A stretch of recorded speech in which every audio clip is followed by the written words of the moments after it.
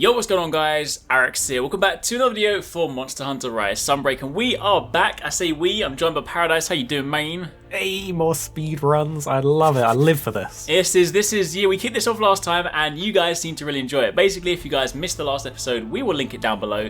But we basically put out a tweet to our speedrunner friends and said, if you have done a speedrun you are particularly proud of, let us know. Let us know if you want to showcase it so we can commentate on it and basically react to your sick skills. So we put that tweet out again and a load of you guys submitted them. In fact, there are so many. There are too many for this video. So if you didn't make it... Too many? Yeah, exactly. We had like... I lost count basically. So if you didn't make it to this episode, fear not. We have logged all of the ones that have been submitted and we plan to do more episodes. So it might show up in the next one. But we have picked a few this week, some really cool ones. So we're not going to waste any time. If you guys do enjoy this, a like would be super appreciated. If you want to see more of this, of course, let us know down below.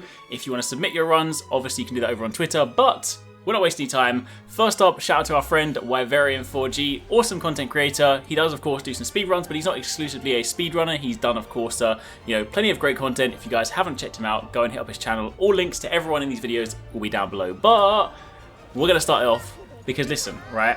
You guys know I love my sword and shield, so there's a bit of bias here. In fact, Wyverian messaged me on the tweet and was like, yo, how long before you make this episode? I was like, you've got 24 hours. And he's like, all right, cool, bet. And then he went and did a little speed run with Sword and Shield. It was like, here you go. This was exclusive. It was exclusive, exclusive. So what we got? We got Valstrax, Sword and Shield. I like this. I like this. And I want to say as well, Wyverian, he's done speedruns before, but he also does guides and things. Like, he is hilarious if you follow him on Twitter, and he's just the overall, like, great guy. So Wyverian impressed me in this run. I better see some good... Look at that, look at that, right? Nice little open up. I knew it was coming. Brilliant, brilliant. Wait, did he KO him on... Yeah, that's the Arekkz special right there, opening the fight with the KO. That is the KO, like literally. It's like, oh, okay, so all right, so this is cool. So Wyverian's making really good use of the new combo. So of course, you know, there's a couple of different ways to play Sword and Shield. Like Hard Basher back in Rise was like the go-to way, but the new Twin Blade combo is really, really like strong this time around. So that we're seeing this being used like a lot right now. Oh, we go. Ooh. While you were talking as well, he actually back hopped the second roar, which I thought he was going to get hit by it because he did the wire bug move just before it. Yeah. So he like on the fly, either it was planned or he on the fly like iframed it, which was really cool. Also, interestingly, he hasn't done the setting where you don't mount the monster, which in the speedruns that we've watched, they almost all will have that setting because it's like, I guess it's faster to just keep hitting. I'd imagine so. You get like a couple seconds free. This Sword and Shield is hitting pretty hard though. I have to say. I'm very excited to see the setup. Are these normal numbers? Hey, let me tell you, Sword and Shield is a beefy boy. Sword and Shield is strong.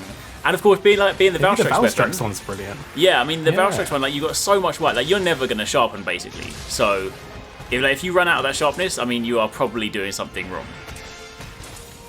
His positioning has been very good so far, and I mean he got a little chip damage there, but he has yet to actually be clonked and get knocked back. Oh, I've just realised there's some healing going on here. He's probably not got Counter Strike on his belt. Probably, maybe. There's some healing going. Oh no, of course the Curios. I see it. He's got the nice little layered set, so it kind of masked what was going on here.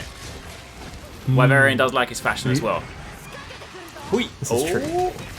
This is one thing I love about fighting Rathian, right? Rathian is like so good for just knocking out the sky. Like if you get those things perfectly with like a nice Metsu, it never gets old. This is true. Maybe Wyverian, he's making it look good. Maybe I'm gonna have to try the Sword and Shield out. I've actually not touched it in Sunbreak. Oh, another nice little KO there. Yeah, no, honestly, Sword and Shield is, I mean, it's like we said in the video, but Sword and Shield is like the best iteration of the weapons over. Oh, nice. Look at that. Beautiful. Beautiful. You know a lot more about Sword and Shield than me, Arekkz. Was he doing like elemental damaging combos? What was he doing input-wise in his attacks there? Input-wise, so there was just like, it was a lot of like your main bread and butter there obviously is a lot of the new Twin Blade combo. Like, so obviously you're taking full advantage of that. That's like your X combo, which previously you used to not use too much because it didn't used to be too strong. But like now, the X combo is like hella beefy. It actually hits a lot harder. Let me see what the armor set is. What we looking at on skills? Oh, here we go. Okay, all right. Yeah, so the Twin Blade combo hits a lot harder than your regular X combo, so it kind of takes some adjusting because we, for the longest time as Sword and Shield players, have like skipped over the end of the triangle, the basic combo, and then of course. Let me talk about his skills for a second. Yeah. Okay. Wyverian's out here running Bloodright in his speedrun. Okay, and he's still got sub 3 minutes, which is really impressive. Like, especially because he isn't just solely focusing on speedruns, right? At least to my understanding. Correct me if I'm wrong, Wyverian. So I've not seen other speedruns incorporate Bloodright because it's it's more of a comfy skill. It keeps you topped up, So that's very interesting. I reckon with an alternate mix set that focuses purely on damage output, which is what a lot of speedrun mix sets do. He could probably shave off, 30, 40, 50 seconds because of the increased damage. At least I would assume, because like these are the kind of skills that I personally would use in a hunt, because it's still damage focused and it's got a little bit of comfy in there as well. So I'm really intrigued as to like what the thought process was for this build, and redirection as well. That was probably where he did the counter strike as well. There you go. Yeah. Maybe you were right. Maybe there was a plan. How did I? I actually just was fully guessing that. I don't know how I got it. Love it. But yeah, so there we have it. There's a little rundown on that one so far. But yeah, definitely some very nice sword and shield play. So thank you for that one. But moving on to the next one, we have, I'm looking forward to this one, we have a sub 3 Furious Rajang with a Hunting Horn. I feel like, Hunting Horn, again, in fact, I'm going to kick this off already so we can get it started. Hunting Horn in Sunbreak, really, really cool. Of course, some of the new moves and stuff. And I feel like I haven't, I don't know, I see so much right now of, dual blades and switch axe and charge blade, and, I want to see a Hunting Horn. It takes me back to the demo for Base Rise where Hunting Horn was so powerful, and I just switched to it because it was so insanely powerful. I was like, I have to use this weapon. And then obviously in the main game they nerfed it a bit and it wasn't quite as insane. Exactly. But Hunting Horn is so it's dramatically changed in Rise, which a lot of people I think either hated or loved. But it's a very fun weapon to play, and it's obviously brilliant to have on your team in a multiplayer hunt. In a lot of instances, having one Hunting Horn user in your hunt will outperform even the highest damaging weapon because it's buffing 3 other players and themselves, right? So if you have 3 damage outputting optimal weapons and a Hunting Horn player, that can kind of make up for the fact that they might not be bringing the most highest damage outputting weapon. And at the end of the day, it's all about having fun anyway. It's not really about I also didn't realise the move they just used. I forgot the name. I haven't been playing Hunting Horn as much recently, so I won't remember the Silkbind names specifically. But the one where you launched up to kind of buff the horn, so of course you get the extra hits. I didn't realise it had super armor on it because he basically just firmed an incoming. That's why it's so brilliant. Yeah. That's why it's really so good, and the buff is insane. You want uptime on that buff as well because it actually dramatically. It's just tick damage like crazy every time you bonk.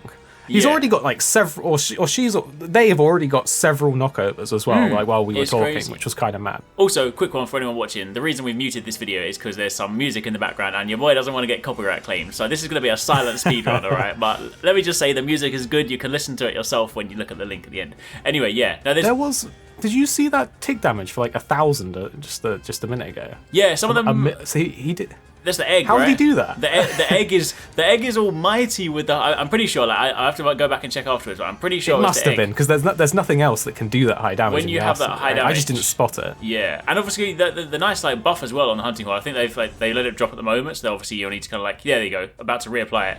That's one of the things you basically want to have maximal uptime on because that's just giving you a second hit every single time you hit, basically. So you literally want to have 100% uptime on that thing where you can. I want to point out, look at the health bar, okay? There is 0... Oh, and he's just healed up then, but there was 0 room for error. He was on... They were on 1 HP for quite a while just then. I was getting anxiety. Yeah, I guess this horn has... Interestingly as well, this horn's got health regen, stun negate, and stamina use. I would have thought for the speedrun, maybe you might have gone for a horn that's got attack boost or things like that, or the sharpness skill or something. But, because right now, they're on blue sharpness. I'm what's he's going for the trap as well. Okay. That was, listen, right? It was listed as a 2-minute 50. That was a fast 2-minute 50. I thought we were only halfway through. Okay. Can we not forget as well? This is a furious Rajang. Yeah. A lot of people just struggle to fight this guy alone, right? He didn't leave the area. He's out here with a Hunting Horn, doing it in under 3 minutes. Didn't leave the area. Was knocking him down like crazy. Was on 1 health for the majority of the fight. At least what it felt like. I was impressed with that. I want RATH playing the Hunting Horn on my team. Yeah, exactly, definitely. So we got Max Resentment, Max Ice, of course, because Rajang, so elemental, leaning into the element, like, max Ice attack. Rajang does not like the cold. Foreign attack boost, crit boost, weakness exploit, Wirebug Whisperer. I mean, I feel like everyone is running everyone just, you have to have Wirebug Whisperer these days. It's just like a mandatory skill. You seriously do, yeah. Dereliction. I will say, the Hunting Horn choice is interesting because it does it mean that going for the maximum ice attack on Furious Rajang outperforms another Hunting Horn that maybe doesn't have ice attack, is pure raw or something else that has like more offensively focused songs on it, like attack defense up, sharpness regeneration and stuff like that. I do wonder how it works out, like in terms of like the damage being more effective. I would guess that that they've picked the more damage outputting one, hence they got a good time. Probably, yeah. But it is interesting because the songs were all regeneration stuff for like health. Yeah. But the skills here are pretty much in line with kind of what I would expect. I'm curious that he's gone for chain crit level 3 and not just stayed at level 1, because the difference isn't massive, especially for weapons that are like slightly less elemental damage focused. But this is a very elemental focused build, which I find interesting for Hunting Horn. I guess it can hit rapidly with all the new spinning and all the tick damage and stuff like that. Also Coalescence as well, which what on the build is triggering Coalescence? I'm trying to figure it out. Unless it's just a byproduct of the pieces. Because I don't think there's anything that will give you a debuff, as far as I'm aware.